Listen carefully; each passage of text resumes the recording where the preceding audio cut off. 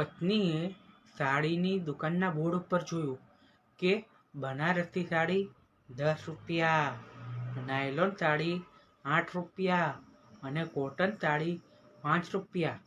તો પત્ની પોતાના પતિને કહે કે આજે મને સાંજે 500 રૂપિયા આપજો, હું 10-15 સાડી ખરીદી લઈશ.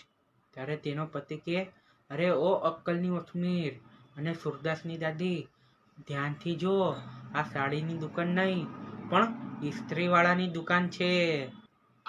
જોયું કેવા કેવા લોકો છે આ દુનિયામાં.